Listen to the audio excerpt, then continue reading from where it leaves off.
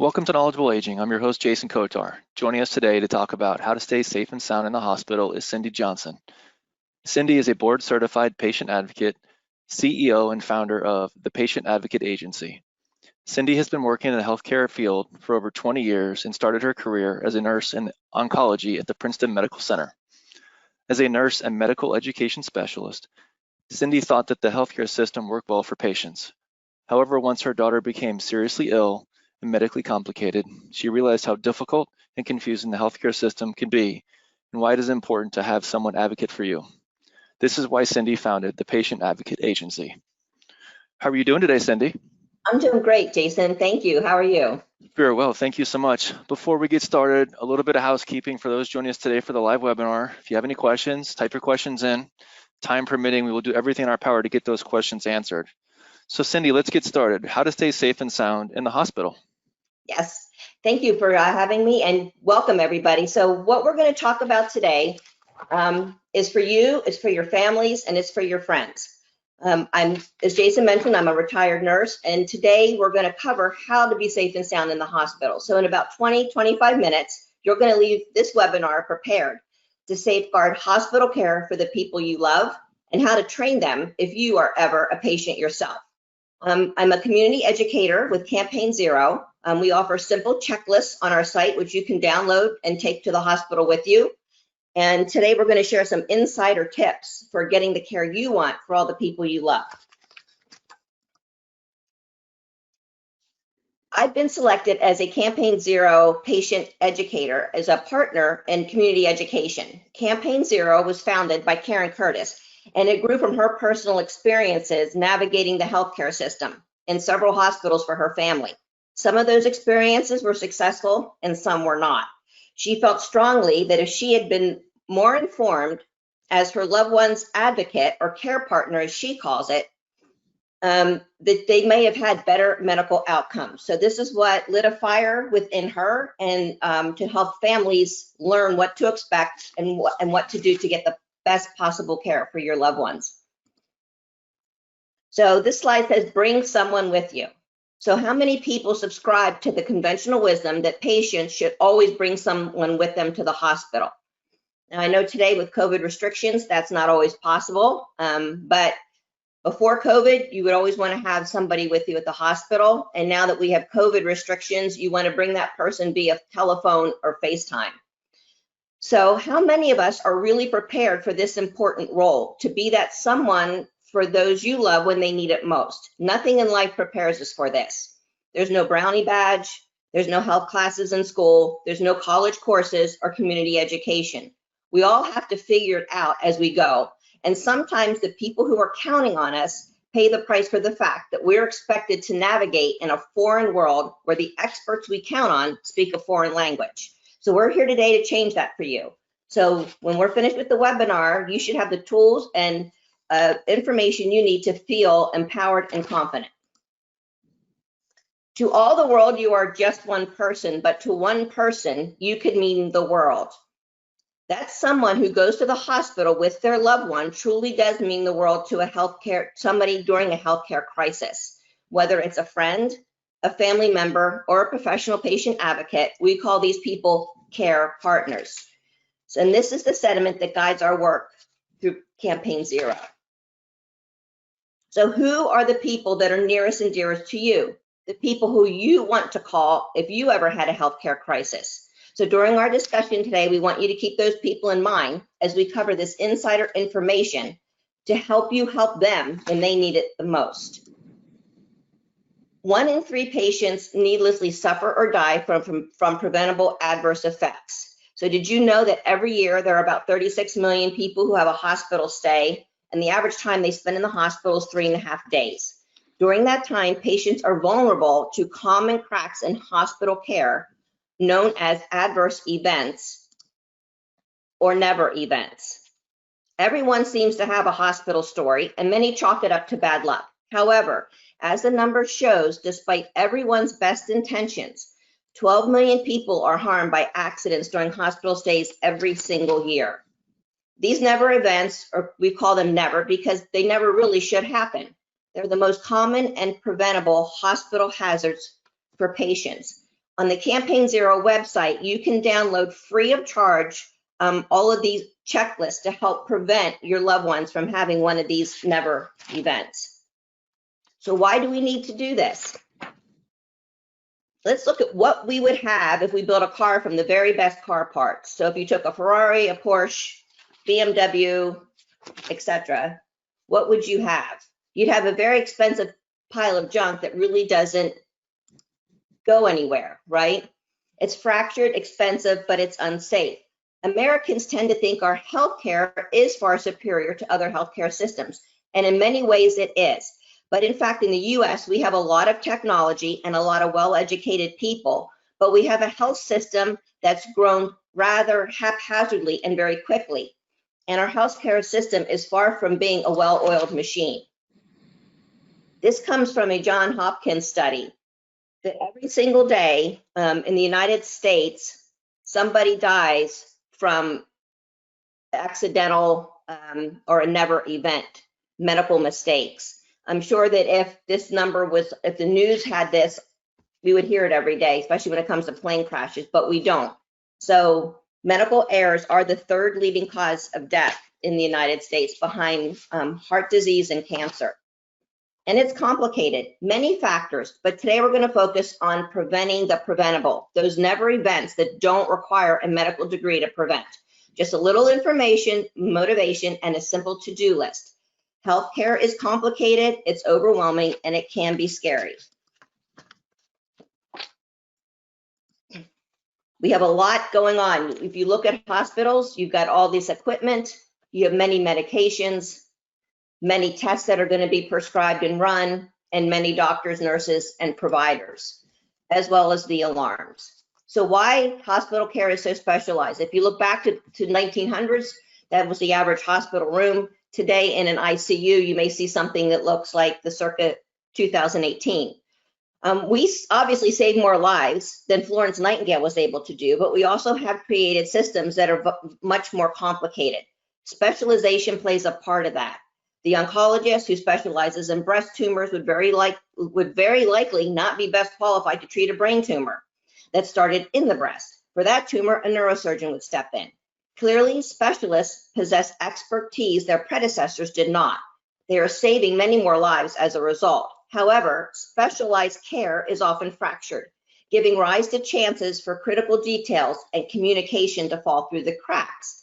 And most patients and their families are unprepared for the active role that they must take to track their records and coordinate their care. So, lapses in memory, why else? Patients do forget about 80% of what they hear when they're in the hospital, and that's perfectly normal. It's due to stress, unfamiliar surroundings, and the effects of illness and medications take a toll on learning and memory. It's just human nature. Family members and best friends who sit bedside can be an extra pair of eyes, ears, and hands to listen and take notes for their loved ones. It's helpful to feel useful, and patients have peace of mind knowing that somebody is there to capture all those details for them. A few years ago, a study at Yale confirmed that medication management at home is a mess, and especially so in the older population, which tends to have more meds to manage with little to no help. Campaign Zero does offer a free checklist to help you know how to prevent medication mix-ups, which are so dangerous. Informed and involved family members, care partners can also help with that. Sorry, my screen's moving. Too many round trips. About 1 in 5 patients on average is back in the hospital within 30 days. And this goes to, they can't get to their follow-up doctor's appointments, they can't get their prescriptions filled, they're not taking their medications correctly, and they're not watching for other signs and symptoms of infection. Oh. Okay, so these are some more reminders about the tips that you can get from Campaign Zero. The website's very easy to use. You can go on it and click on whatever checklist you would like, depending on whether it's preventing infections, preventing falls, medication mix-ups. Here's an example of what a checklist looks like for preventing bloodstream infections.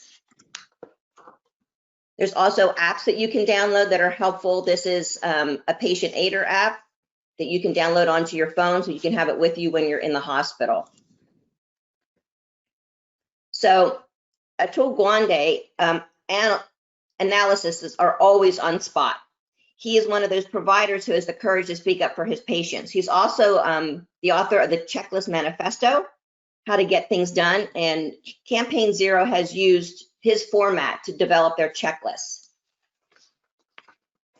The PIT crew, be a partner, bring a care partner. So we're going to move on to simple, practical things you can do to be a confident and effective partner in care for your loved ones. You must learn a new way to think before you can master a new way to be. As Oprah is known for saying, the more you know, the better you do. Patients and families must learn how to think and act proactively to be full partners in care. It begins with knowing the right questions to ask and the right details to sweat.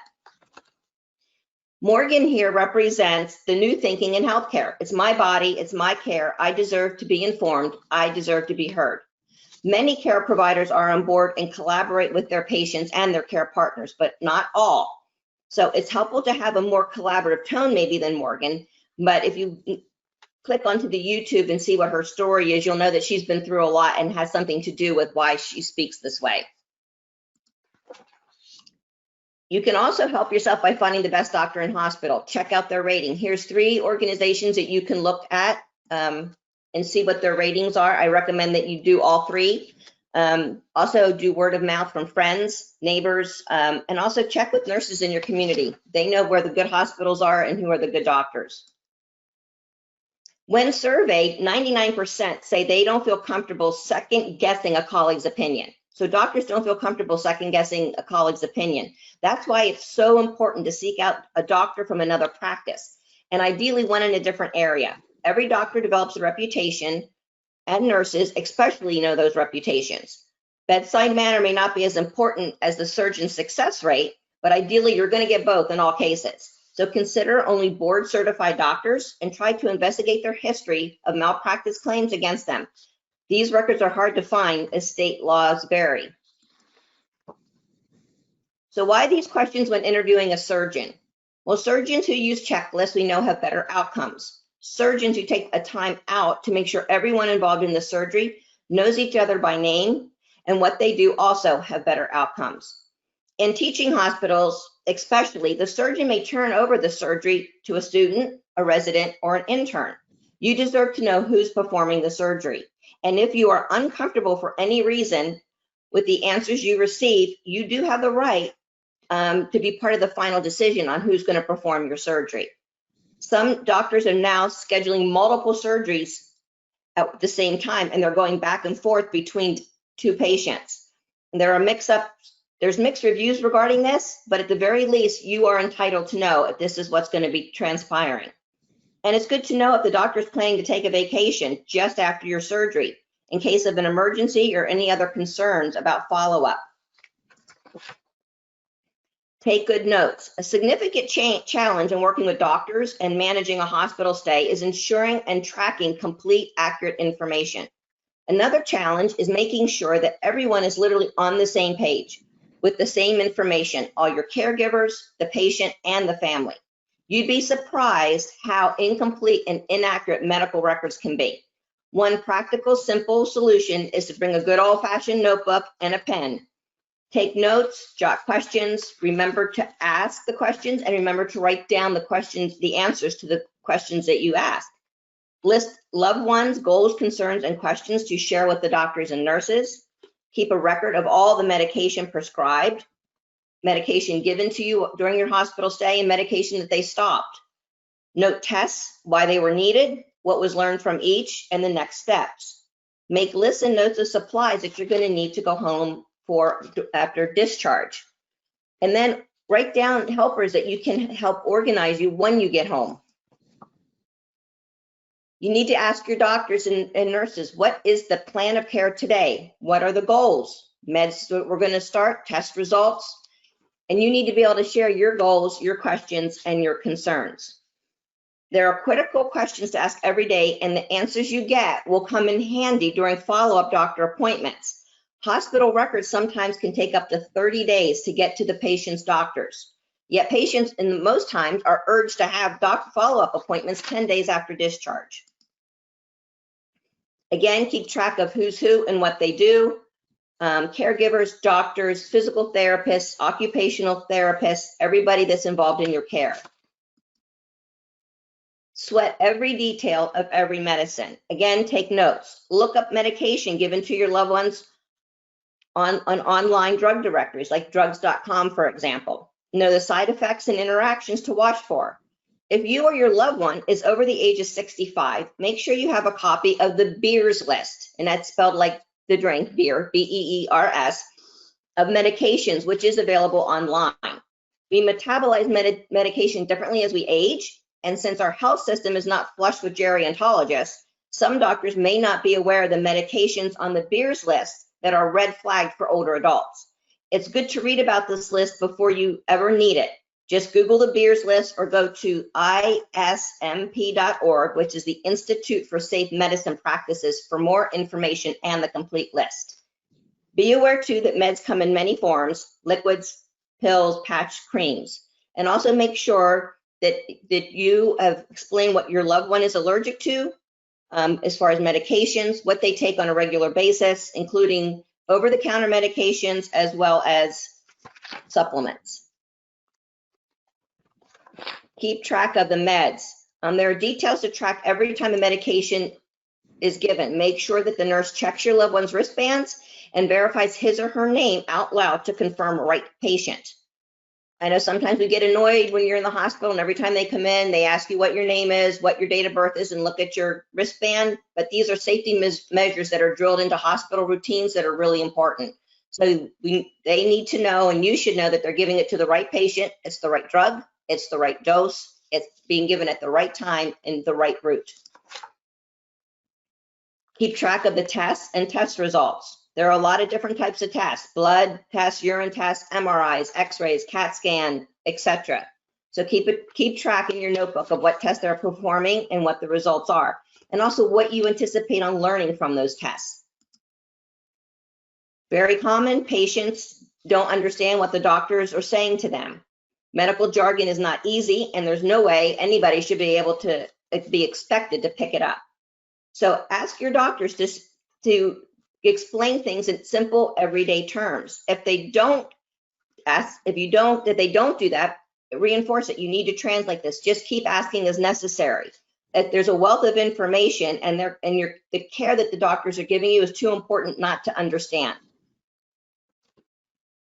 Trust but verify. A lot of people like to go to Dr. Google, but we do have to be careful. So you're not second guessing your care or your care providers or insulting them by researching healthcare issues and questions, but you need to look at verified websites to make sure that you're getting accurate information. Get friendly with the hospitalist. Hospitalist is a new term for many. It's a person in charge of all care for patients in the hospital. He or she takes over for the patient's main doctor, who may know the patient's medical history better. It's important to speak up and make sure the hospitalist has all your clear medical records. And hospitalists tend to cover 23 plus patients when they are working in a hospital. So that's a heavy load, and so we just want to make sure that they're very well informed about your care. So in most patient rooms, the soap and foam dispensers are near the door, which is an interesting place, only because that's where personnel come in and out of. But patients do need to keep their own hands clean. So I always recommend that you bring your own hand sanitizer with you. You keep it at the bedside table. It doesn't have to be Purell, but as we know, we've heard recently with COVID, the importance of washing hands and everything, but we've also heard that there are some off-brand hand sanitizers that can be hazardous. So be careful which ones you pick up. And if you're allowed in the hospital room, you can always keep Clorox wipes and make sure that the surfaces are being wiped down. Germs can attack anyone, even in the very best hospitals, because superbugs are everywhere. So it doesn't hurt to have Clorox wipes with you as well.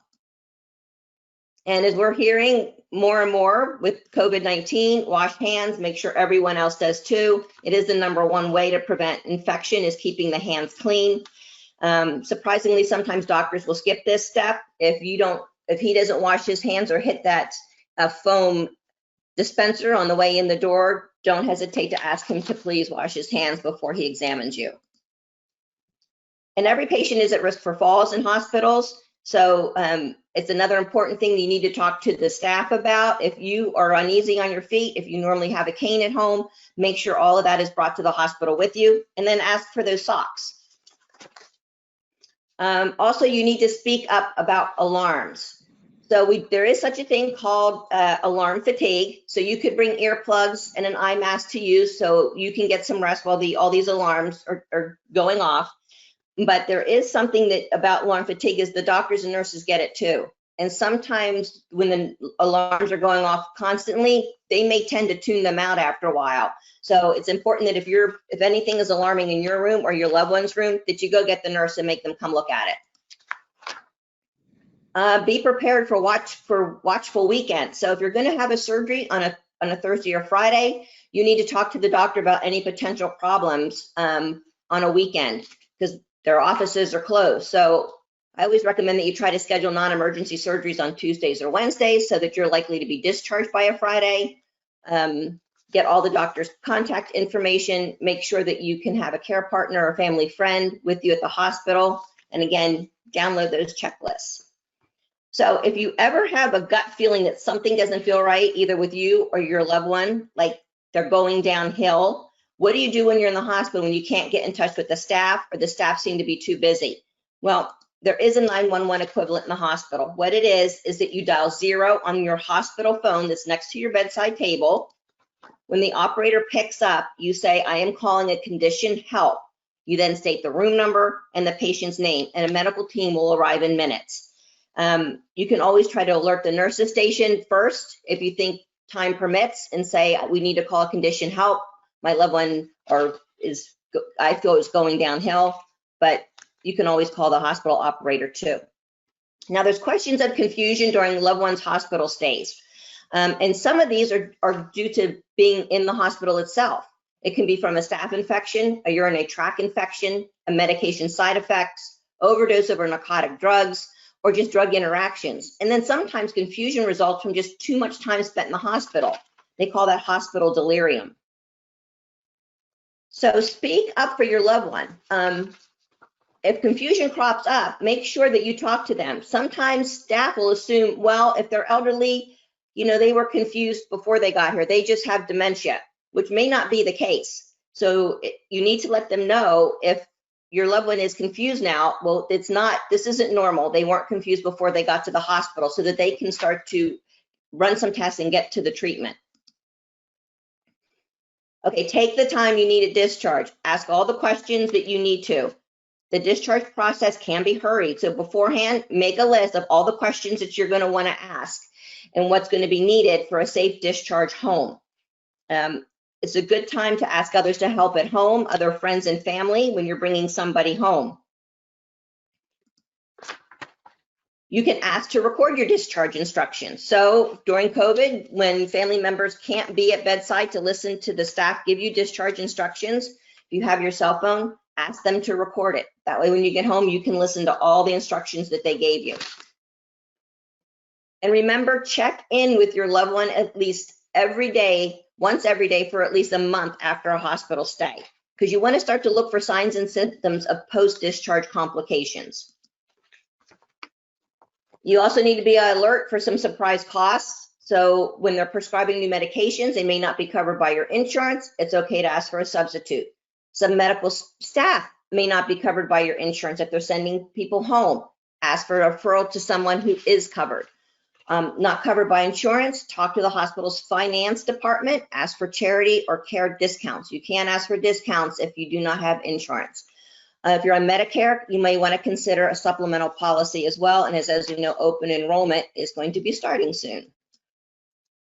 On Medicare, they used to have this ask your status, because you would put patients in observation status, and you had to have 3 midnight stays. And then if you're going to be transferred to a skilled facility, if you didn't have that, your visit to the skilled nursing facility would not be covered. Right now, because of COVID, they are not following that observation status anymore. So it's something right now we don't have to worry about, but that may come back up again. Okay, keep calm and carry on. It's okay to ask for help. There's some websites that can help organize family and loved ones to give you support, meals, somebody to come by the house, help you with laundry and stuff post-hospital stay. And peace of mind. Some of these checklists, we've heard that with these checklists, they've used them, people have gotten a peace of mind. They feel more prepared when they're going into the hospital. They feel more prepared when they're bringing somebody home from the hospital. So it's a lot of stuff, but there's a lot of information on the website. There's a lot of checklists, and there's a lot of things that care partners, friends, loved ones, patient advocates can do to make your hospital stay safe, sound, and your recovery at home very successful. So you can again log on to the Campaign Zero Families for Patient Safety website, and you can download all of your checklists there and get any questions answered there, or you can call a campaign educator and ask them any questions. Thank you very much. Wow, Cindy, my goodness, that's a lot to digest. Quite a few questions, as you can imagine. Is there anyone or any organization responsible for maintaining statistics on the occurrence of the never events? There's a couple out there. There's a patient safety. I don't have them off the top of my head, but there are several patient safety websites that do that. Also, Johns Hopkins has a lot of stuff on their websites about the never events. Mm-hmm. Okay. Question was about the hospitalist. You said that was a relatively new term or role. Right. When does this person get introduced during the course of somebody's care at the hospital? On admission. So after you've been admitted to the hospital, then you will meet your hospitalist. Because what we're finding is that a lot of the primary care doctors don't have privileges at the hospital. And so the hospitals now have converted over to having hospitalists on staff. And some of the hospitalists work a week. And so if you're in there for a long-term stay, you may have different hospitalists throughout your stay. Okay. Because they rotate. And they do the same thing in skilled nursing facilities. There are hospitalists that are in the long-term acute care, your subacute cares, and your skilled nursing. All right. So let me ask a question. What's the best advice for a person that is alone in the hospital and doesn't have a family member or somebody nearby? Well, if they don't have a family member nearby, if they can hire a patient advocate to help them. But I recommend that they always make sure that your family member has a cell phone, if they know how to operate it, or an iPad, so that they know that they can talk to somebody. You can arrange, even if you live in a different state, loved ones can arrange to have FaceTime with your loved one in the hospital. You can call and have conversations with the staff about how your loved one is doing. I just always recommend just staying in communication with the staff of the hospital, the nurses there, get to know the nurses, get to know the case manager that's managing your loved one, and then also ask for FaceTime and phone calls. Why aren't patients told about 911 in the hospital? Is it a secret? I think it must be. They're not, though. I'm not sure why. I mean, I think that they feel like if you just press the call button, but as we know, nurses are busy and they have a lot going on as well. And sometimes, things get overlooked, unfortunately. But most people do not know that you can dial the operator and say condition help, and they will immediately send staff up there. So it's just another tool I think that family members need to know and patients need to know that they have in case they really feel like something's going bad and they can't get the staff to respond. Okay, I want to circle back the question somebody had about if they're alone in the hospital, about the difference between a patient advocate that's on your behalf versus the hospital patient advocate. Can you talk about the differences so people understand? Okay, so a hospital patient advocate is like a case manager. Sometimes they're their discharge planner or their social worker. They don't have just one patient in that hospital. They probably have 50 plus. They have a heavy caseload, and they, at the end of the day, they work for the hospital. So their allegiance is to the hospital. And also what they try to do is get you discharged. Whereas a private patient advocate is going to be just there for you. It's going to be just looking out to make sure that you're getting the best quality care, that you understand your plan of care, that you understand the treatments, that if you're wanting a second opinion, how to go about asking for it.